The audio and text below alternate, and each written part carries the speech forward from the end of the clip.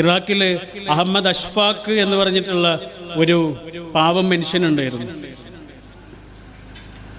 ചെരുപ്പ് കുത്തിയ. അങ്ങനെ ചെരുപ്പ് കുത്തി കിട്ടുന്ന പണത്തിൽ നിന്ന് ഇങ്ങനെ കുറച്ച് എടുത്തു വെച്ചിട്ട് അദ്ദേഹത്തിൻ്റെ വലിയൊരു സ്വപ്നമുണ്ട്, ഹജ്ജിന് പോകണം എന്നുള്ളതാണ്. അങ്ങനെ ഹജ്ജിന് പോകാനുള്ള പണം അദ്ദേഹം ശേഖരിക്കാൻ ഒരുപാട് വർഷങ്ങളെടുത്തു. ചെരുപ്പ് കുത്തി കിട്ടുന്ന പൈസയിൽ നിന്ന് ഇങ്ങനെ എടുത്തു വെച്ചതാണ്. അങ്ങനെ പണമായി. ഹജ്ജിന് പോകാനുള്ള ഒരുക്കങ്ങളൊക്കെ ഇങ്ങനെ നടന്നുകൊണ്ടിരിക്കുക. അദ്ദേഹം എല്ലാവരോടും യാത്രയൊക്കെ പറഞ്ഞു, പോകാനുള്ള യാത്ര ചോദിക്കലൊക്കെ നടന്നുകൊണ്ടിരിക്കുന്ന സമയമാണ്. ആ സമയത്ത് അദ്ദേഹത്തിൻ്റെ ഒരു കൊച്ചു മോനെ ഇങ്ങനെ കരഞ്ഞുകൊണ്ടൊരു ദിവസം ഓടി വരുന്നുണ്ട്. വാപ്പയോട് ഓടി വന്നിട്ട് പറയുന്നുണ്ട്, വാപ്പ, അപ്പുറത്തുള്ള വീട്ടിലെ അവര് ആടിൻ്റെ ഇറച്ചി കഴിക്കുന്നുണ്ട്, എനിക്കൊരു ചെറിയ കഷ്ണം ചോദിച്ചിട്ട് അവർ തന്നില്ല വാപ്പ. ഇത് പറഞ്ഞിട്ടാണ് കുട്ടി കരയണത്. അപ്പം അദ്ദേഹത്തിന് വല്ലാത്ത സങ്കടമായി. പക്ഷേ അദ്ദേഹത്തിന് ഇനി വാങ്ങിക്കൊടുക്കാൻ അദ്ദേഹത്തിൻ്റെ കയ്യിൽ പണമില്ല. അദ്ദേഹം പിന്നെ ആ കുട്ടിയെയും കൊണ്ട് ആ വീട്ടിലേക്ക് ചെന്ന് അങ്ങനെ ആ വീട്ടിലെ ഉമ്മയോട് ചോദിക്കുന്നുണ്ട്, കുട്ടി വല്ലാതെ കരയുന്നുണ്ട്, ഒരു ഇറച്ചി കഷ്ണം കൊടുക്കാൻ പറ്റുമോ? അവൻ്റെ കരച്ചിലൊന്ന് നിർത്താൻ വേണ്ടിയിട്ടാണ്. അപ്പം ആ ഉമ്മാൻ്റെ കണ്ണിങ്ങനെ നിറഞ്ഞു. ഉമ്മ പറഞ്ഞു, കുട്ടി കരഞ്ഞുകൊണ്ട് ഓടി വരുന്നത് ഞങ്ങൾ കണ്ടിരുന്നു. കുട്ടി ചോദിച്ചിട്ട് ഞങ്ങൾ ആ ഇറച്ചി കഷ്ണം കൊടുക്കാത്തത് എന്തുകൊണ്ടാണെന്നറിയോ? ഈ ഇറച്ചി നിങ്ങളുടെ കുട്ടിക്ക് കഴിക്കാൻ പറ്റൂല, അതുകൊണ്ടാണ്. പക്ഷെ ഞങ്ങൾക്ക് കഴിക്കാം. ഇത് അറുത്ത ഒരാടിൻ്റെ ഇറച്ചിയല്ല, മരിച്ചുപോയ ഒരാടിൻ്റെ ഇറച്ചിയാണ്. ഞങ്ങൾക്കിത് കഴിക്കാമെന്ന് പറയാനുള്ള കാരണം എന്താണെന്നറിയോ? എത്രയോ ദിവസങ്ങളായിട്ട് പട്ടിണിയാണ്. അപ്പം അവിടെ പാടത്ത് മരിച്ചു കിടക്കുന്ന ഒരു ആടിനെ എടുത്തുകൊണ്ട് വന്നിട്ട് പാചകം ചെയ്തതാണ്. പക്ഷെ നിങ്ങളുടെ കുട്ടിക്ക് ഇത് കഴിക്കാൻ പറ്റൂല, അതുകൊണ്ടാണ് കൊടുക്കാതിരുന്നത്. ഇയാളിങ്ങനെ വിങ്ങി പൊട്ടിക്കൊണ്ടാണ് വീട്ടിലേക്ക് ഓടിയത്. എന്നിട്ട് ഹജ്ജിന് വേണ്ടി എടുത്തു വെച്ച പണം മുഴുവനും കൊണ്ടുവന്നിട്ട് ഈ ഉമ്മാൻ്റെ കയ്യിലേക്ക് കൊടുത്തു. അപ്പം ഈ ഉമ്മ പറയണ്ട, അതെന്തായാലും വേണ്ട, നിങ്ങൾ എത്രയോ കാലമായിട്ട് ആഗ്രഹിച്ചതല്ലേ ഹജ്ജിന് പോകുക എന്നുള്ളത്. അപ്പം അദ്ദേഹം ചോദിക്കുന്നുണ്ട്, എന്ത് ഹജ്ജ്? എൻ്റെ അയൽപ്പക്കത്ത് മനുഷ്യരിങ്ങനെ വിശന്നിരിക്കുമ്പോഴേ ഞാൻ മക്കത്ത് കൂടുന്നതല്ല എൻ്റെ പഠിച്ചോന് ഇഷ്ടമുണ്ടാവുക, ഞാൻ നിങ്ങളുടെ സങ്കടം മാറ്റുന്നതാണ് എൻ്റെ പഠിച്ചോന് ഇഷ്ടമുണ്ടാവുക. ദലൈലാമ എന്ന് പറഞ്ഞിട്ടുള്ള വളരെ പ്രസിദ്ധനായൊരു ദാർശനികനുണ്ട്, ബുദ്ധിസ്റ്റ് ആത്മീയാചാര്യനാണത്. അദ്ദേഹത്തിൻ്റെ ആ ആത്മകഥയിൽ അദ്ദേഹം ഒരു സംഭവം പറയുന്നുണ്ട്. അദ്ദേഹം കുട്ടിയായിരുന്ന കാലത്തെ ടിബറ്റ് എന്ന രാജ്യത്താണ് അദ്ദേഹം ജീവിച്ചത്. ഈ ടിബറ്റിൻ്റെ പ്രത്യേകത എപ്പോഴും ഇങ്ങനെ മഞ്ഞ് മൂടി കിടക്കുന്ന ഒരു നാടാണ്. ഒരു നല്ല ഉച്ച സമയമെങ്കിലും ആകും മഞ്ഞൊക്കെ ഒന്ന് പോയിട്ട് നല്ല വെയിൽ വരണമെന്നുണ്ടെങ്കിൽ. അതുവരെ ഇങ്ങനെ മൂടിക്കിടക്കുന്ന ഒരു പ്രദേശമാണ്. അപ്പോൾ ഒരു ദിവസം പിന്നീട് ലാമയായ ഈ കുട്ടിയും ആ കുട്ടിയുടെ അമ്മയും ഇങ്ങനെ പുറത്തേക്ക് ഇറങ്ങാം. അങ്ങനെ പുറത്തേക്ക് ഇറങ്ങുന്ന സമയത്ത് മുറ്റത്തൊരു അച്ഛനും അമ്മയും നിൽക്കുന്നുണ്ട്. ആ അമ്മയുടെ കയ്യിൽ ഒരു കുട്ടിയുണ്ട്. ആ കുട്ടിയെ കണ്ടാൽ അറിയാം ആ കുട്ടി മരിച്ചതാണ്, മൃതദേഹമാണ്, മയ്യത്താണ്. അപ്പൊ ദലൈലാമയുടെ അമ്മ വിചാരിച്ചു ആ കുട്ടിയെ കബറടക്കാൻ വേണ്ടിയിട്ടൊരു സ്ഥലം അന്വേഷിക്കണം അവര്. അപ്പൊ അമ്മ പറഞ്ഞു, നന്നായി മഞ്ഞൊന്ന് പോയിട്ട് വെയിൽ വരട്ടെ, എന്നിട്ട് നമുക്ക് കുട്ടി എവിടെയെങ്കിലും അടക്കാം, നിങ്ങളിങ്ങോട്ട് കയറിയിരിക്കുമെന്ന് പറഞ്ഞു. അപ്പൊ അമ്മ കരഞ്ഞുപോയി.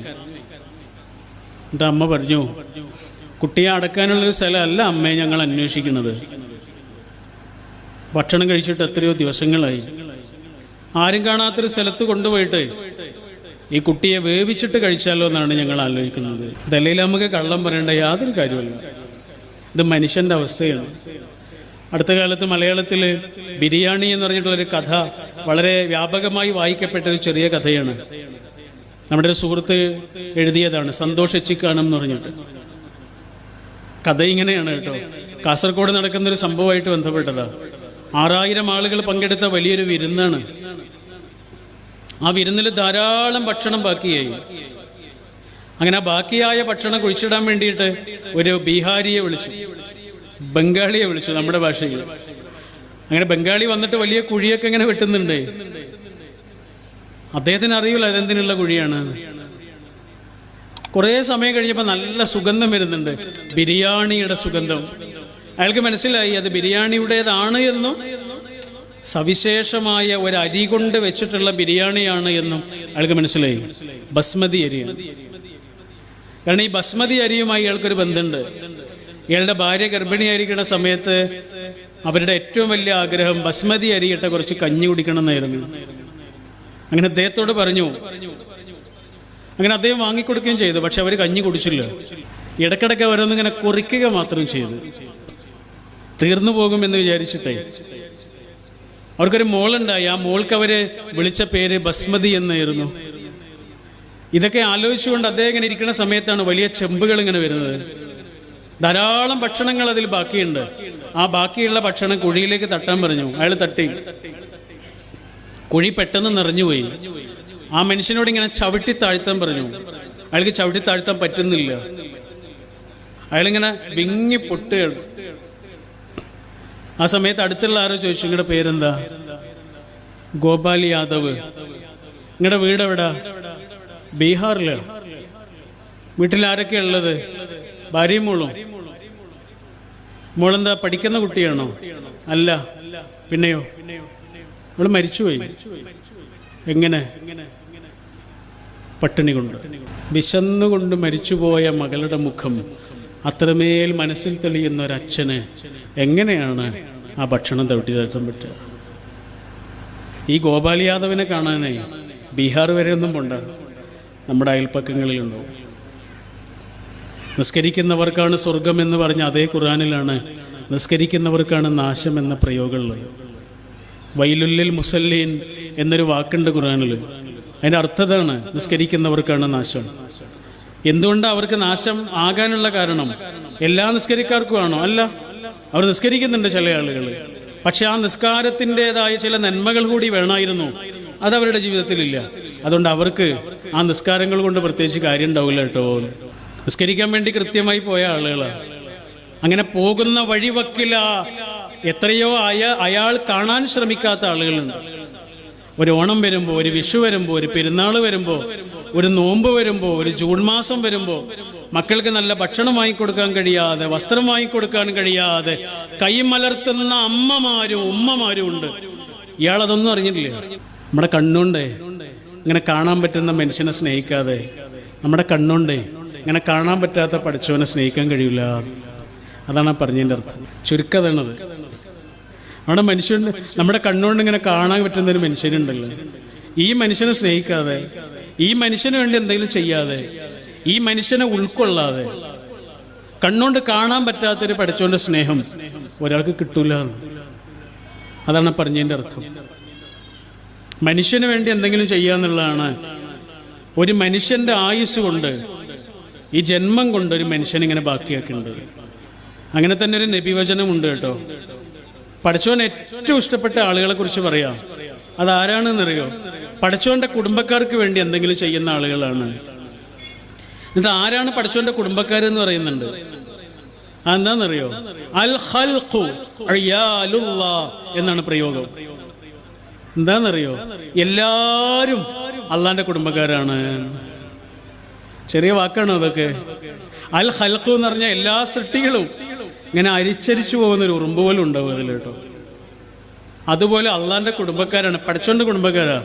അതുകൊണ്ട് പഠിച്ചോന്റെ കുടുംബക്കാർക്ക് വേണ്ടി എന്തെങ്കിലും ചെയ്യുന്ന ആരെങ്കിലും ഉണ്ടോ? അവരെയാണ് പഠിച്ചോന് ഇഷ്ടം എന്ന് പറഞ്ഞത്. അതാ സകല മനുഷ്യനെയും മനസ്സിലാക്കാൻ കഴിയുന്ന ഒരു ഉള്ളിന്റെ വികാസം ഉണ്ടല്ലോ, അതാണ് ആത്മീയത. മരിച്ചുപോയവരുടെ ഖബർ മാത്രമല്ല വിശാലാകേണ്ടത്, ജീവിച്ചിരിക്കുന്നവരുടെ കൽബും വിശാലമാകണം. അതിനുവേണ്ടി നമ്മൾ പ്രാർത്ഥിച്ചുകൊണ്ടിരിക്കണം. പഠിച്ചോനെ ഹൃദയം വിശാലമാക്കി തരണേ എന്ന്. അങ്ങനെയാകുമ്പോൾ ചുരുങ്ങിയ പക്ഷം ഉണ്ടാകുന്നത് എന്താണെന്നറിയോ? മനുഷ്യരോട് നമുക്ക് വെറുപ്പെങ്കിലും ഇല്ലാതായി മാറും. മനുഷ്യന് വേണ്ടി എന്തെങ്കിലും ചെയ്യും. ഹിമാലയത്തിലേക്ക് യാത്ര പോയ 2 സന്യാസികളുടെ കഥ വായിച്ചു. നല്ല ഇരുട്ടത്താണ്, നല്ല തണുപ്പുള്ള സമയമാണ്, മഞ്ഞിങ്ങനെ പെയ്തുകൊണ്ടിരിക്കുന്ന സമയമാണ്. ഇവരുടെ കയ്യിലുള്ള ആ ചെറിയ വെളിച്ചവുമായിട്ട് ഇവർ മെല്ലെ മെല്ലെ ഇങ്ങനെ അരിച്ചു പോകുമ്പോഴേ വഴിയിൽ എന്തോ കിടക്കുന്നുണ്ട്. അവരിങ്ങനെ സൂക്ഷിച്ചു നോക്കിയപ്പോൾ അതൊരു മനുഷ്യനാണ്. അയാൾക്ക് ജീവനുണ്ടോ ഇല്ലേ അറിയൂല. ഈ 2 ആളുകളിൽ ഒരാളാ താഴെ ഇരുന്നിട്ട് ഈ മനുഷ്യന്റെ കൈ ഇങ്ങനെ തിരുമ്മി കൊടുത്ത്, അയാൾക്ക് ജീവനുണ്ടെങ്കിൽ ഒന്ന് ഇളകുമല്ലോ എന്ന് വിചാരിച്ചിട്ട് ചൂട് തട്ടിയാൽ. പക്ഷെ എത്ര കൈ തിരുമ്മി കൊടുത്തിട്ട് ഇയാൾ ഇളകണില്ല. കുറേ സമയം കഴിഞ്ഞപ്പോൾ മറ്റേയാൾ പറഞ്ഞു, നമുക്ക് പെട്ടെന്ന് പോകാൻ കേട്ടോ, അല്ലെങ്കിൽ നമ്മളും അയാളെ പോലെ കിടക്കേണ്ടി വരും.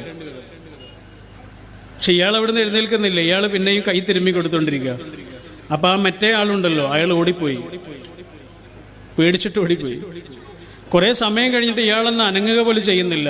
എന്നിട്ടും അയാളെ അവിടെ ഉപേക്ഷിച്ചു പോകാൻ ഇയാൾക്ക് തോന്നുന്നില്ല.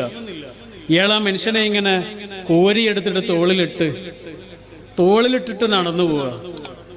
ഇങ്ങനെ വേഗതയിൽ നടന്നു പോകുന്ന സമയത്ത് ഇയാളുടെ ശരീരം ഇങ്ങനെ ചൂടാകാൻ തുടങ്ങി, ഷോൾഡർ ചൂടാകാൻ തുടങ്ങി. ആ ഷോൾഡറിന്റെ ചൂട് തട്ടിയിട്ട് മുകളിൽ കിടക്കുന്ന ആൾ അനങ്ങാൻ തുടങ്ങി. അയാൾക്ക് ജീവനുണ്ട്. അയാൾ താഴെ ഇറങ്ങി, ഇയാളോട് നന്ദി പറഞ്ഞു. രണ്ടാളുകൾ ഒരുമിച്ച് നടക്കാൻ തുടങ്ങി. കുറേ ദൂരം നടന്നപ്പോൾ വഴിയിൽ ആരോ കിടക്കുന്നുണ്ട്. നോക്കിയപ്പോൾ നേരത്തെ ഓടിപ്പോയ ആള്. എങ്ങോട്ടായി ഓടുന്നത് എന്നാണ് ആ കഥയുടെ ചോദ്യം. എങ്ങോട്ടായി ഓടുന്നത്? തന്നാൽ കരകയറേണ്ടവരെത്ര പേരോ താഴത്ത് പാഴ്ചേറിൽ അമർന്നിരിക്കെ താനൊറ്റയിൽ ബ്രഹ്മപദം കൊതിക്കും തപോനിധിക്കെന്തൊരു ചാരിതാർത്ഥ്യം.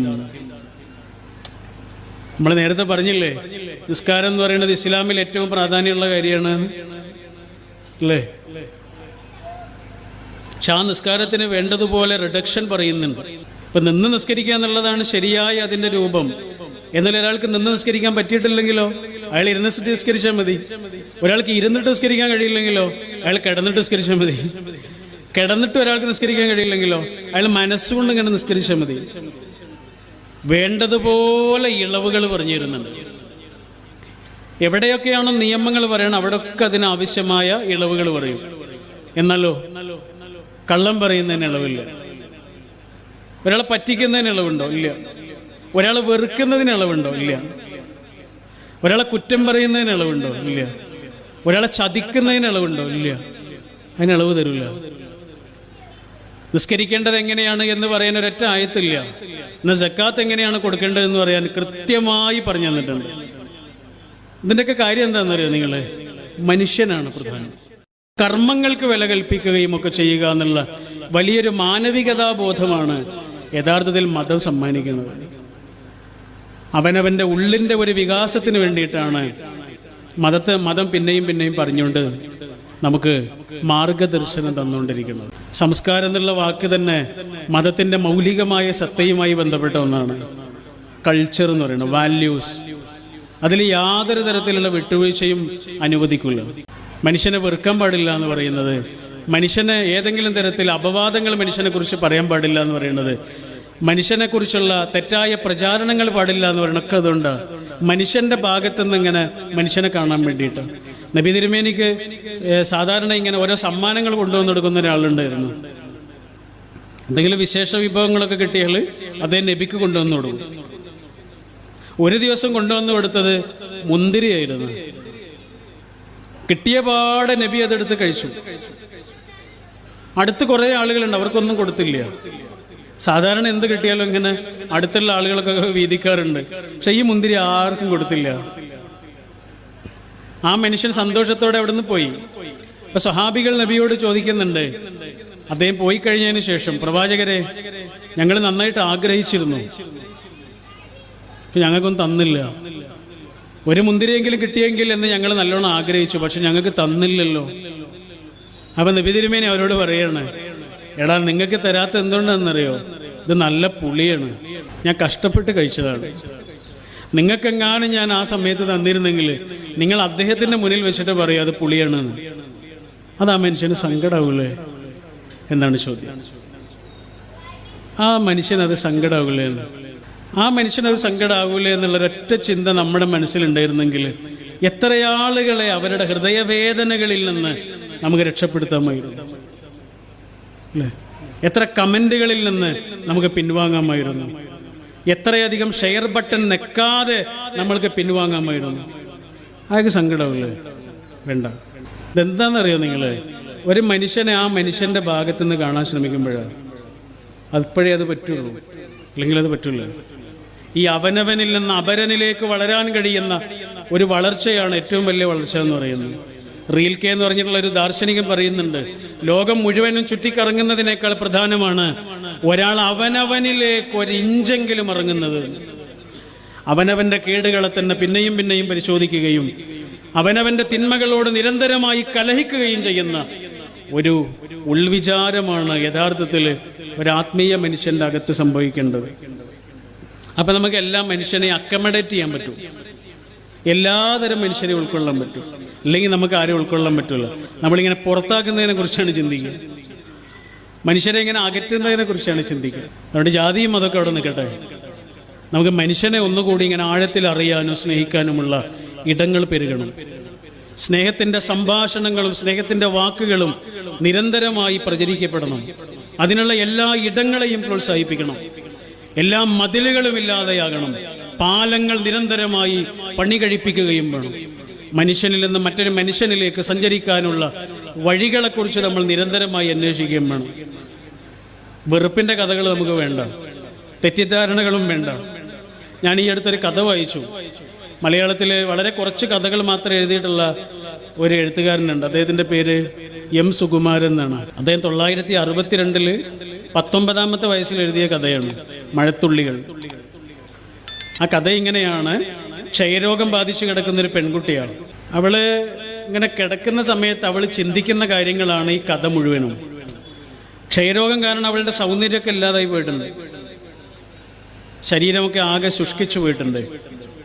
അപ്പോൾ അവൾ ആലോചിക്കുന്നത്, അവളുടെ അനിയത്തി നല്ല ഭംഗിയുള്ളൊരു കുട്ടിയാണ്. അപ്പോൾ അനിയത്തിയോട് ഏതെങ്കിലും തരത്തിലുള്ള ഒരു ആകർഷണം തൻ്റെ ഭർത്താവിന് തോന്നുമോ എന്നൊക്കെയുള്ള പേടിയാണ് അവളുടെ മനസ്സ് നിറയെ. ആ ചിന്ത വല്ലാതെ കാട് കയറുന്നുണ്ട്. ഒട്ടും ഗുണകരമല്ലാത്ത ഒരുപാട് കാര്യങ്ങൾ അവൾ ആലോചിച്ച് കൂട്ടുന്നുണ്ട്. അങ്ങനെ വല്ലാതെ ആലോചിച്ച് കൂട്ടിയൊരു രാത്രിയിൽ അവൾ വീട്ടിൽ നിന്ന് പുറത്തിറങ്ങി. എല്ലാവരും ഉറങ്ങിക്കിടക്കുക. അങ്ങനെ പുറത്തിറങ്ങിയിട്ട് അവൾ നേരെ പോകുന്നത് കിണറിൻ്റെ അടുത്തേക്കാണ്. കിണറിൻ്റെ കയർ അഴിച്ചിട്ട് ആ കയറ് കയ്യിൽ പിടിച്ച് മാവിൻ്റെ കൊമ്പിലേക്ക് മരിച്ചു തൂങ്ങാൻ വേണ്ടി നടന്നു പോവുക. അപ്പോഴാണ് ഇവൾ ചുമച്ചു പോയത്. ക്ഷയരോഗം കാരണം ഇങ്ങനെ ചുമച്ചു. അങ്ങനെ നടന്നു പോകുന്നതിനിടയിൽ ആരോ അവളുടെ തോളിൽ ഇങ്ങനെ പിടിച്ചു. അവൾ ഇത്രയും നേരം തെറ്റിദ്ധരിച്ച് അവളുടെ പുരുഷനായിരുന്നു. അവളുടെ കയ്യിലെ കയറ് കണ്ടിട്ട് അദ്ദേഹം ഇങ്ങനെ ഞെട്ടിത്തെരിച്ചിട്ട് ചോദിക്കുന്നുണ്ട്, എൻ്റെ രാധേ. ആ ചുമ കേട്ട് ഇറങ്ങി വന്നതാണ്. അദ്ദേഹം കരഞ്ഞുപോയി. അപ്പൊ അവളിങ്ങനെ ചോദിക്കുന്നുണ്ട്, ആണുങ്ങൾ കരയോ ഏട്ടാ? വിങ്ങി വിങ്ങി കരയുന്ന ആ മനുഷ്യന്റെ ബനിയൻ ഇട്ട ദേഹത്തേക്ക് അവളിങ്ങനെ ചാഞ്ഞു കിടന്നിട്ട് അവളും കരയാൻ തുടങ്ങി. അദ്ദേഹം ഇങ്ങനെ അവളെ ഇങ്ങനെ തൊട്ടു. അപ്പൊ അവള് പറയുന്നുണ്ട്, ഏട്ടാ ഞാൻ രോഗിയല്ലേ, സൗന്ദര്യമില്ലാതെയായി, ആരോഗ്യമില്ലാതെയായി, നിങ്ങൾക്കൊരു ബാധ്യതയായില്ലേ ഏട്ടാ, എനിക്ക് ജീവിക്കണ്ട. അപ്പൊ ആ മനുഷ്യൻ അവളെ ഒന്നുകൂടെ ഇങ്ങനെ ഇറുകി പുണർന്നു. എന്നിട്ട് പറഞ്ഞു, എൻ്റെ രാധേ, എന്നാലും നീ എൻ്റേതല്ലേ. ആ ഒരൊറ്റ വാക്കിൻ്റെ തുമ്പിൽ പിടിച്ചിട്ടാണ് ആ പെൺകുട്ടി ജീവിതത്തിലേക്ക് തിരിച്ചു കയറിയത്. ഒക്കെ തെറ്റിദ്ധാരണകളായിരുന്നു, ഒന്നിലൊരു കഴമ്പുണ്ടായിരുന്നില്ല. പ്രവാചക തിരുമേനിയും അവിടുത്തെ പ്രിയങ്കരിയായ ഇണ ആയിഷ ബീവിയും ഒരിക്കലും ഇങ്ങനെ ഉറങ്ങാൻ വേണ്ടി കിടന്നതാണ്. ഒരുറക്കം കഴിഞ്ഞിട്ട് ആയിഷ ബീവി ഇങ്ങനെ ഉണർന്നു നോക്കുമ്പോൾ പ്രവാചകരെ കാണാനില്ല. ആയിഷ ബീവി മനസ്സുകൊണ്ട് തീരുമാനിച്ചു, മറ്റേ ഏതെങ്കിലും ഒരു ഭാര്യയുടെ അടുത്തേക്ക് പോയിട്ടുണ്ടാവും. പ്രവാചക തിരുമേനി ഇങ്ങോട്ട് വരട്ടെ, കാണിച്ചു കൊടുക്കാം എന്നൊക്കെ വിചാരിച്ചിട്ട് വീടിന്റെ പുറത്തേക്ക് ഇറങ്ങി നിന്ന് നബി വരുമ്പോ തന്നെ കാണാൻ വേണ്ടിയിട്ട് ഒരു പ്രതിഷേധം പോലെ ഇങ്ങനെ പുറത്തേക്ക് ഇറങ്ങിയതാ. ഇങ്ങനെ പുറത്തേക്ക് ഇറങ്ങി കുറച്ച് സമയം കഴിഞ്ഞപ്പോഴാണ് അകലെ ഒരാളിങ്ങനെ നിൽക്കുന്നത് പോലെ തോന്നിയത്. സൂക്ഷിച്ചു നോക്കിയപ്പോൾ അത് നബിയാണ്. എങ്ങോട്ടും പോയിട്ടില്ല. വീടിൻ്റെയും പള്ളിയുടെയും തൊട്ടടുത്താണ് ഖബർസ്ഥാൻ ഉള്ളത്, ശ്മശാനം, കബറിടമുള്ളത്. അവിടെ ധാരാളം പ്രവാചക തിരുമേനിയുടെ സുഹൃത്തുക്കളുണ്ട് കിടക്കണ, അന്തി ഉറങ്ങുന്നുണ്ട്. അവരെക്കുറിച്ചൊക്കെയുള്ള ഓർമ്മയുടെ ഭാരത്താൽ ഇറങ്ങി വന്നിട്ട് അവർക്ക് വേണ്ടി അവരുടെ ഖബറിന്റെ അരികിലിരുന്നിട്ട് പ്രാർത്ഥിക്കുകയാണ്. ആയിഷ ബീവി വെറുതെ വിചാരിച്ചു പോയി, ഏതെങ്കിലും ഒരു ഭാര്യയുടെ അടുത്തേക്കൊക്കെ പോയിട്ടുണ്ടാവും. ഓടിച്ചെന്ന് പ്രവാചകരെ ഇങ്ങനെ കെട്ടിപ്പിടിച്ചിട്ട് പറഞ്ഞു, എൻ്റെ നബിയെ, ഞാൻ എന്തൊക്കെയോ ചിന്തിച്ചു പോയി കേട്ടോ, എന്നോട് ക്ഷമിക്കണം. എന്തൊക്കെയാ ആയിഷ നിങ്ങൾ ചിന്തിച്ചത് എന്നൊന്നും നബി ചോദിച്ചില്ല. നബി അവരെ ഇങ്ങനെ ചേർത്ത് പിടിച്ചിട്ട് മരണത്തെക്കുറിച്ചൊക്കെ ഇങ്ങനെ പറഞ്ഞു കൊടുക്കും. മനുഷ്യനെ കുറിച്ച് നമ്മൾ ആലോചിക്കുന്നതൊക്കെ വെറുതെയാണെന്ന്, അതിലൊന്നൊരു കഴമ്പുണ്ടാവില്ല. അതുകൊണ്ട് അതേ നബി തന്നെ നമുക്ക് പറഞ്ഞു തന്നത്, മനുഷ്യനെ കുറിച്ച് നല്ലത് ചിന്തിക്കുക എന്ന് പറയുന്നത് നിസ്കരിക്കുന്നത് പോലെയും നോമ്പ് നോൽക്കുന്നത് പോലെയാണ് എന്ന് പറയും. അങ്ങനെ പറഞ്ഞിട്ടുണ്ട്. ഹുസ്നുൽ ളന്നി മിൻ ഹുസ്നിൽ ഇബാദ. എന്തൊരു വാക്കാണത്! ഒരാളെ കുറിച്ച് നല്ലത് ചിന്തിക്കുക എന്ന് പറയുന്നത് നിസ്കരിക്കുന്നത് പോലെയും നോമ്പ് നോൽക്കുന്നത് പോലെയും ഒക്കെയാണ്. തെറ്റായ ധാരണകൾ വെക്കുന്നത്, മനുഷ്യനെ കുറിച്ച് വെറുപ്പ് പ്രചരിപ്പിക്കുന്നത്, അതുകൊണ്ടൊക്കെ ഗുണപരമായ യാതൊരു കാര്യവും വരാനില്ല. അതുകൊണ്ട് ഈ അരികിലുള്ള മനുഷ്യന് നിരന്തരമായ സ്നേഹം കൊണ്ട് കീഴടക്കുകയും, സ്നേഹമാണ് ഏറ്റവും നല്ല പ്രതികാരവും ഏറ്റവും നല്ല പ്രതികരണവും ഏറ്റവും നല്ല സമ്മാനവും എന്നൊക്കെ ഒരാൾ തിരിച്ചറിയുകയും ചെയ്യുക എന്നുള്ളത് മാത്രമാണ് പരിഹാരം. മനുഷ്യനിങ്ങനെ ജയിച്ചു നിൽക്കുമ്പോൾ മാത്രമല്ല, മനുഷ്യൻ തോറ്റു നിൽക്കുമ്പോഴും മനുഷ്യനെ സ്നേഹിക്കുക. നിസ്സഹായനായ മനുഷ്യനെ ഇങ്ങനെ കൈ കൊടുത്തിട്ട് മനുഷ്യൻ്റെ കൂടെ നിൽക്കുക. ഇതാണ് മതം. കരുണയാണ് മതം. ഒരാളുടെ ഉള്ളിൽ എത്ര കരുണയുണ്ടോ അത്രയുമാണ് അയാളുടെ ഉള്ളിലെ മതം എന്ന് പറയുന്നത്. ആൻ്റണി ടി മെല്ലോ എന്ന് പറഞ്ഞിട്ടുള്ളൊരു എഴുത്തുകാരനുണ്ട്. അദ്ദേഹത്തിൻ്റെ ഒരു കഥയുണ്ട്. ഞാൻ എൻ്റെ വാക്കുകൾ ചുരുക്കുകയാണ്. ആ കഥയിൽ വളരെ മനോഹരമായൊരു കഥയാണ് കേട്ടോ. രണ്ട് ചങ്ങാതിമാരുടെ കഥയാണ്. ഒരു ചങ്ങാതി യുദ്ധത്തിന് പോയതാ. അയാൾ ഇതുവരെയും തിരിച്ചു വന്നിട്ടില്ല. മറ്റേ ചങ്ങാതിക്ക് അതിൻ്റേതായ എല്ലാ ബേജാറും ഉണ്ട്. അയാൾക്ക് എന്തു പറ്റി, അയാൾ മരിച്ചുപോയോ, അയാൾക്ക് വല്ല അപകടവും പറ്റിയോ എന്നൊക്കെയുള്ള ആധിയോടുകൂടി ഈ ചങ്ങാതി ആ ചങ്ങാതിയുടെ ബോസിനോട് ചോദിക്കുന്നുണ്ട്. അവനെക്കുറിച്ചൊന്ന് അന്വേഷിക്കാൻ വേണ്ടി ഞാൻ പോകട്ടെ എന്ന് ചോദിക്കുന്നുണ്ട്. പക്ഷെ ബോസ് സമ്മതിക്കുന്നില്ല. ബോസ് പറയണത് അവനെന്തായാലും മരിച്ചിട്ട് പോയിട്ടുണ്ടാവും, നീയും അപകടത്തിൽ പെടണ്ടെന്നാണ് ബോസ് പറയുന്നത്. പക്ഷെ ഇവൻ എങ്ങനെ ആലോചിച്ചിട്ട് സമാധാനമില്ല. ബോസിനോട് പിന്നെയും പിന്നെയും കേണപേക്ഷിക്കുക. ബോസ് പറഞ്ഞു, എന്നാ നീ ഒന്ന് പോയി വാ. അങ്ങനെ പോയി വന്നവൻ വന്ന സമയത്ത് ബോസ് പറഞ്ഞതുപോലെ തന്നെ ആ ചങ്ങാതി മരിച്ചിട്ടുണ്ട്. ആ ചങ്ങാതിയുടെ മയ്യത്തുമായിട്ടാണ് അവൻ വരുന്നത്, മൃതശരീരവുമായിട്ടാണ് വരുന്നത്. ബോസ് അവനോട് പറയുന്നുണ്ട്, ഞാൻ നിന്നോട് പറഞ്ഞിട്ടില്ലായിരുന്നു അവൻ മരിച്ചു പോയിട്ടുണ്ടാവും, പിന്നെ എന്തിനാ നീ പോയതെന്ന്. അപ്പം അയാൾ പറയുന്നുണ്ട്, ബോസ് അങ്ങനെ പറയരുത്, ഞാൻ ചെല്ലുന്ന സമയത്ത് അവന് ജീവനുണ്ടായിരുന്നു. അവൻ എന്നെ കണ്ടു, എന്നോടൊരു വാക്ക് പറഞ്ഞു. ആ വാക്ക് പറഞ്ഞിട്ട് അവൻ മരിച്ചു. അവൻ പറഞ്ഞ വാക്ക് എന്തായിരുന്നു? അവൻ എൻ്റെ മുഖത്തേക്ക് ഇങ്ങനെ നോക്കിയിട്ട് പറഞ്ഞു, എനിക്കറിയായിരുന്നു നീ വരുമെന്ന്, എനിക്കറിയായിരുന്നു നീ വരുമെന്ന്. ജീവിതത്തിൽ എന്തെങ്കിലും ഒരു മനുഷ്യൻ നിസ്സഹായനായി നിന്ന സമയത്ത് നമ്മളിങ്ങനെ കൊണ്ടുപോയി കൊടുത്ത അരിപ്പൊതിയോ, നമ്മളിങ്ങനെ കൊണ്ടുപോയി കൊടുത്ത ചോറ്റുപൊതിയോ, നമ്മളിങ്ങനെ കൊണ്ടുപോയി കൊടുത്ത വസ്ത്രമോ കണ്ടിട്ട് എനിക്കറിയായിരുന്നു നിങ്ങളെങ്കിലും ഇങ്ങോട്ട് വരുമെന്ന് എന്ന് പറഞ്ഞിട്ടുണ്ടെങ്കിൽ ഈ ജീവിതം സഫലമായി കേട്ടോ. 1930-കളിലാണ് ഇന്ത്യയിൽ ഇടക്കാല സ്വാതന്ത്ര്യം കിട്ടിയത്. അന്ന് ഗാന്ധിജിയുടെ പത്രത്തിൽ, ഹരിജൻ എന്ന പത്രത്തിൻ്റെ എഡിറ്റോറിയലിൽ ഗാന്ധിജി എഴുതിയിരുന്നു, നമുക്കൊരു സ്വതന്ത്ര രാജ്യം കിട്ടിയാൽ ഞാൻ ആഗ്രഹിക്കുന്നത് അറേബ്യയിൽ ഉമർ ഭരിച്ചതുപോലെയുള്ളൊരു രാജ്യം, ഒരു ഭരണം ഈ നാട്ടിലുണ്ടാകണം എന്നാണ് ഞാൻ ആഗ്രഹിക്കുന്നത്. അങ്ങനെ ഗാന്ധിജി പറയാനുള്ളൊരു കാരണമുണ്ട്. ഖലീഫ ഉമറിൻ്റെ കാലത്ത് ഏറ്റവും അധികം പരിഗണിക്കപ്പെട്ടത് ആ നാട്ടിലെ ഏറ്റവും സാധാരണക്കാരനായ മനുഷ്യരായിരുന്നു. ഉമറിൻ്റെ ശമ്പളം പോലും ആ നാട്ടിലെ ഏറ്റവും ചെറിയ ശമ്പളം വാങ്ങുന്ന ഒരാളുടെ ശമ്പളം മാത്രമേ എനിക്ക് തരാവൂ എന്ന നിബന്ധനയോടെയാണ് അദ്ദേഹം ഭരണാധികാരത്തിലേക്ക് പോലും വന്നത്. അദ്ദേഹത്തിന് പകല് സമയം ഉണ്ടായിരുന്നില്ല, രാത്രിയാണ് ഇറങ്ങുക. അദ്ദേഹത്തിന് രാത്രികളെ 3 തിരിച്ചിരുന്നു എന്നാണ് പറയുന്നത്. കുറച്ച് സമയം ഉറങ്ങും, പിന്നെ എഴുന്നേറ്റ് നിസ്കരിക്കും. പിന്നെ അദ്ദേഹം വീട്ടിൽ നിന്ന് ഇറങ്ങുകയാണ്. ഇറങ്ങുന്നത് എന്തിനാണ്? കള്ളനെ പിടിക്കാനെന്നല്ല കേട്ടോ, ആ നാടിൻ്റെ ഭരണാധികാരിയാണല്ലോ. ആ ഭരണാധികാരി ഇറങ്ങണത് കള്ളനെ പിടിക്കാനൊന്നുമല്ല. പലപ്പോഴും കള്ളന്മാരെ കണ്ടിട്ട് പോലും ഉണ്ട്, എന്നിട്ട് പോലും പിടിച്ചിട്ടില്ല. പിന്നെ എന്തിനാ ഇറങ്ങുന്നത്? വിശക്കണ വല്ല മനുഷ്യനുണ്ടോ എന്നറിയാനായിരുന്നു, അത്താഴ പഷ്ണിക്കാരുണ്ടോ എന്നറിയാൻ. അങ്ങനെ ഒരു ദിവസം അദ്ദേഹം സുഹൃത്തിൻ്റെ കൂടെ ഇങ്ങനെ നടക്കുമ്പോഴാണ് ഒരു ചെറിയ കുടില് കണ്ടത്. വിളിച്ചുണ്ട്. അവിടെ ചെന്നിട്ട് അസ്സലാമു അലൈക്കും എന്ന് പറയും. മറുപടി ഇല്ല. 3-ാമത്തെ പ്രാവശ്യം അസ്സലാമു അലൈക്കും എന്ന് പറഞ്ഞപ്പോഴാണ് വലൈക്കും അസ്സലാം എന്ന് പറഞ്ഞിട്ടൊരു ഉമ്മ ഇങ്ങനെ ഇറങ്ങി വന്നത്. ആ ഉമ്മ കരയുന്നുണ്ട്. അപ്പോൾ ഉമ്മർ ചോദിക്കുന്നുണ്ട്, എന്തിനാ ഉമ്മ കരയണേ? അപ്പോൾ ആ ഉമ്മ പറഞ്ഞു, ഞാൻ കരയണത് എൻ്റെ കുട്ടികൾ കരയണോണ്ടാ. എന്തിനാ കുട്ടികൾ കരയണേ? കുട്ടികൾ കരയണത് വിശന്നിട്ടാണ്. അവരൊന്നും കഴിച്ചിട്ടില്ലായിരുന്നു. രാത്രിയോ? രാത്രിയും കഴിച്ചിട്ടില്ല, പകലും കഴിച്ചില്ല. പട്ടിണിയോ? ആ പട്ടിണിയായിരുന്നു. രാത്രിയും പകലും പട്ടിണിയായിരുന്നു. ഒരുപാട് നേരം കരഞ്ഞ് കരഞ്ഞ് എൻ്റെ കുട്ടികൾ ഉറങ്ങി. അപ്പം ഞാനും കരയാൻ തുടങ്ങി. ഉമർ കൂടെയുള്ള സുഹൃത്തിനെ അവിടെ നിർത്തിയിട്ട് തിരിച്ചുപോയി. വീട്ടിലേക്ക് പോയിട്ട് കുറച്ച് ചപ്പാത്തി ചുടുന്ന പൊടിയും അതിനുപയോഗിക്കുന്ന കല്ലും കുറച്ച് നെയ്യും എടുത്തിട്ട് വീട്ടിൽ നിന്നിങ്ങനെ ഇറങ്ങിപ്പോരുമ്പോൾ ഭാര്യ ചോദിക്കുന്നുണ്ട്, നിങ്ങൾ എങ്ങോട്ടാ പിന്നെയും പോണത്? അപ്പം അദ്ദേഹം പറഞ്ഞു, ഇങ്ങനെ ഒരു ഉമ്മയെ കണ്ടിട്ടുണ്ട്, ആ ഉമ്മക്ക് വേണ്ടി എന്തെങ്കിലും ചെയ്തു കൊടുക്കണം, നീ എൻ്റെ കൂടെ വരുന്നോ? സ്വർഗം കിട്ടും എന്ന് പറഞ്ഞു. വേണമെങ്കിൽ ഉറങ്ങിക്കോളൂ കേട്ടോ എന്നും പറഞ്ഞു.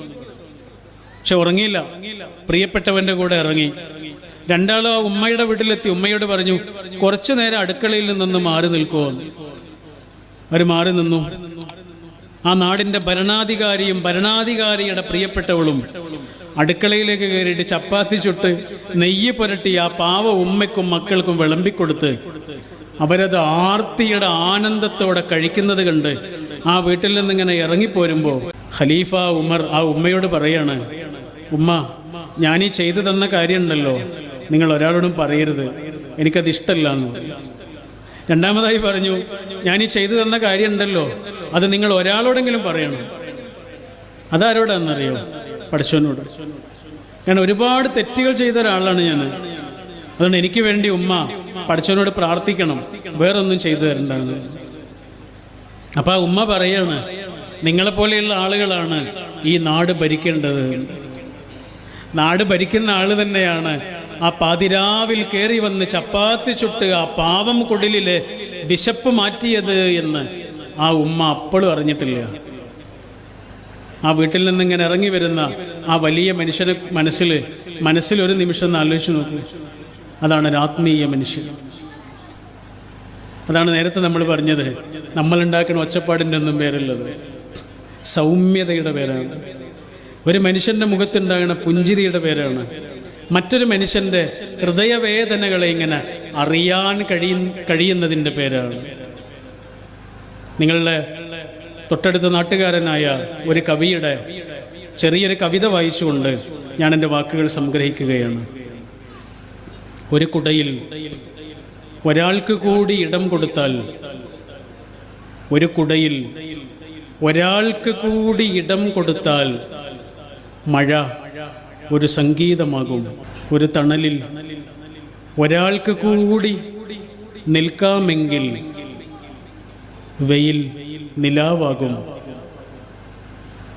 മനസ്സിലെ ഇത്തിരി ഇടം മണ്ണിലെ ഒത്തിരി ഇടമാകും. മനസ്സ് ആകാശക്കുടയാകും.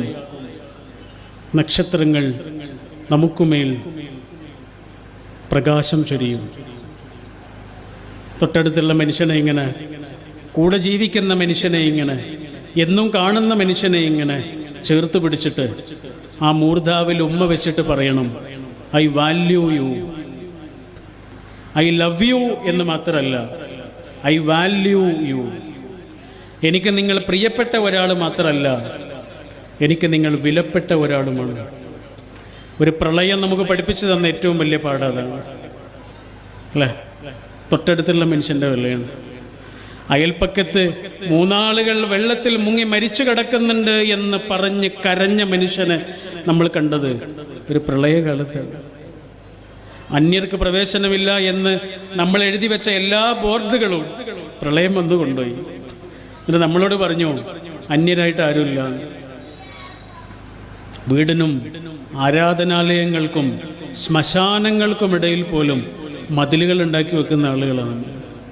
ജിബ്രാൻ പറയുന്നുണ്ട്, ശ്മശാനങ്ങൾക്ക് എന്തിനാണ് മതിൽ? ആരും അങ്ങോട്ട് ആവശ്യമില്ലാതെ കയറി പോകില്ല, ഒരാൾ അവിടെ നിന്ന് ഇങ്ങോട്ട് വരാനുമില്ല. പക്ഷെ എന്നാലും നമുക്ക് മതിൽ വേണം. ഈ മതിലൊക്കെ പ്രളയം വന്നുകൊണ്ടുപോയി. എന്നിട്ട് പറഞ്ഞ് മതിലൊന്നും വേണ്ട, അന്യന്മാരില്ല എന്ന് പറഞ്ഞു. അനിയന്മാരും അനിയത്തികളൊക്കെ ഉള്ളൂ. കടയിലുള്ളത് മുഴുവൻ ഇങ്ങനെ വാരി വലിച്ച് ഇത് ശേഖരിക്കുന്ന ആളുകളുടെ മുന്നിലേക്ക് ഇട്ടുകൊടുക്കുന്ന എറണാകുളത്തെ ബ്രോഡ്വേയിലെ ആ നൗഷാദ് പറഞ്ഞു തന്നത് അതാണ്. അന്യന്മാരൊന്നുമില്ല. സൈക്കിൾ വാങ്ങാൻ എടുത്തു വെച്ച പണം മുഴുവനും മുഖ്യമന്ത്രിയുടെ ദുരിതാശ്വാസ നിധിയിലേക്ക് എടുത്തു കൊടുക്കുന്ന തമിഴ്നാട്ടുകാരിയായ അനുപ്രിയ എന്ന കൊച്ചു പെൺകുട്ടി പറഞ്ഞു തന്നത് അന്യരായി ആരുമില്ല. അച്ഛൻ കൊടുത്ത 100 സെന്റിൽ ഭൂമിയിൽ നിന്ന് 100 സെന്റ് മുഖ്യമന്ത്രിയുടെ ദുരിതാശ്വാസ നിധിയിലേക്ക് എഴുതി കൊടുത്ത കണ്ണൂർ ജില്ലക്കാരിയായ സ്വാഹയും ബ്രഹ്മയും നമുക്ക് പറഞ്ഞു തന്നത് അന്യരായി ആരുമില്ല. വെള്ളത്തിലിങ്ങനെ മുങ്ങി നിൽക്കുന്ന സ്ത്രീകൾക്ക് ചവിട്ടിക്കടന്നു പോകാൻ മുതുകിങ്ങനെ കുനിച്ചു കൊടുത്ത ആ നീലക്കുപ്പായക്കാരൻ ജയ്സൽ നമ്മളോട് പറഞ്ഞു തന്നത് അന്യന്മാരൊന്നുമില്ല എന്ന്. അനിയന്മാരും അനിയത്തികളൊക്കെ ഉള്ളൂ. ഇത് നമ്മൾ ഇനിയും ഇങ്ങനെ ഉറക്കെ പറഞ്ഞുകൊണ്ടിരിക്കണം. ഒരു വലിയ ഗുരുവിൻ്റെ ഒരു സംഭവം വായിച്ചിട്ടുണ്ട്. അദ്ദേഹം ക്ലാസ് കഴിയുമ്പോൾ കുട്ടികളോട് ഒരു ചോദ്യം ചോദിക്കും. ഒരു ദിവസം ചോദിച്ച ചോദ്യം ഇങ്ങനെയായിരുന്നു, ഈ രാത്രി അവസാനിച്ചു എന്നും പകൽ ആരംഭിച്ചു എന്ന് നിങ്ങൾക്ക് എങ്ങനെയാണ് മനസ്സിലാവുക?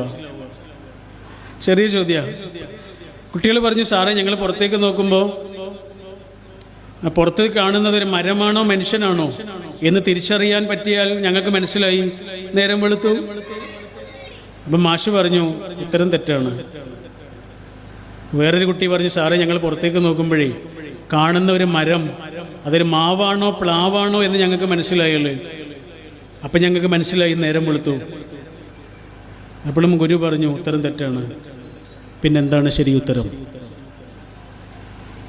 ശരിക്കും നേരം വെളുക്കുക എന്ന് പറഞ്ഞാൽ എന്താണ്? ഗുരു അതിന് പറഞ്ഞ മറുപടി ഇങ്ങനെയായിരുന്നു. മുന്നിൽ നിൽക്കുന്ന ഒരു മനുഷ്യൻ നിൻ്റെ സഹോദരനാണ് എന്നും, മുന്നിൽ നിൽക്കുന്ന ഒരു പെണ്ണ് നിൻ്റെ പെങ്ങളാണ് എന്നും നിനക്ക് എപ്പോഴാണോ മനസ്സിലാവുന്നത് അതിൻ്റെ പേരാണ് പകൽ. നിനക്കത് മനസ്സിലാവണില്ലെങ്കിൽ മുകളിൽ സൂര്യൻ ഉണ്ടായിട്ട് കാര്യമില്ല, നീ ഇരുട്ടത്താണ്. അതുകൊണ്ട് ജീവനുള്ള ഈ സമയത്ത് മനുഷ്യനെ സ്നേഹിക്കുവാൻ തന്നെ സമയം കണ്ടെത്തുകയും മനുഷ്യരുടെ മനസ്സിൽ നല്ല ഓർമ്മകൾ ബാക്കിയാക്കാനും കൂടി കഴിഞ്ഞാൽ അതാണ് ഈ ജീവിതത്തിൻ്റെ സാഫല്യം. പ്രിയപ്പെട്ടവർക്ക് നമ്മൾ പ്രിയപ്പെട്ട ഒരു ഓർമ്മയാവട്ടെ. ഓരോ മനുഷ്യനും ആ മനുഷ്യൻ്റെ സാന്നിധ്യത്തിന് ഒരു വിലയുണ്ട്. ആരെങ്കിലും ഒന്ന് കെട്ടിപ്പിടിച്ചിരുന്നെങ്കിൽ, ഒന്ന് ആശ്വസിപ്പിച്ചിരുന്നെങ്കിൽ, സാരല്ലടാ എന്നൊന്ന് പറഞ്ഞിരുന്നെങ്കിൽ എന്ന് ആഗ്രഹിക്കാത്ത ഏത് മനുഷ്യനാണുള്ളത്? അങ്ങനെ ആഗ്രഹിക്കുന്ന ഒരു മനുഷ്യനെങ്കിലും സ്നേഹത്തിൻ്റെ ഒരു കർക്കടമായി ആ മനുഷ്യൻ്റെ മനസ്സിലേക്ക് പെയ്തലിയാൻ നമുക്ക് പറ്റിയാൽ അത്രയേ ഉള്ളൂ. മതം സംസ്കാരമാണ് എന്നാണ് നമ്മുടെ ഇന്നത്തെ സംസാരത്തിൻ്റെ വിഷയം. ഇത്രയേറെ മനുഷ്യർ ഒരുമിച്ച് കൂടുന്ന ഇത്തരം ഇടങ്ങളിൽ പിന്നെയും പിന്നെയും പറയേണ്ടത് ഇതേ കാര്യം തന്നെയാണ്. ഈ സംസ്കാരത്തെക്കുറിച്ചാണ്, അടയാളങ്ങളെക്കുറിച്ചല്ല, ഉള്ളിലെ നന്മയെക്കുറിച്ചാണ്. ഉള്ളിലുണ്ടാകേണ്ട സൂര്യനെപ്പോലെ പ്രകാശിക്കുന്ന ഒരു ദീപസ്തംഭത്തെക്കുറിച്ചാണ്. അത് ഹ്യൂമാനിറ്റിയാണ്, മനുഷ്യത്വമാണ്, അത് സ്നേഹമാണ്. അതിനെക്കുറിച്ച് തന്നെ പിന്നെയും പിന്നെയും നമ്മൾ പറഞ്ഞുകൊണ്ടിരിക്കുന്നു. ഞാൻ എൻ്റെ വാക്കുകൾ അവസാനിപ്പിക്കുന്നു.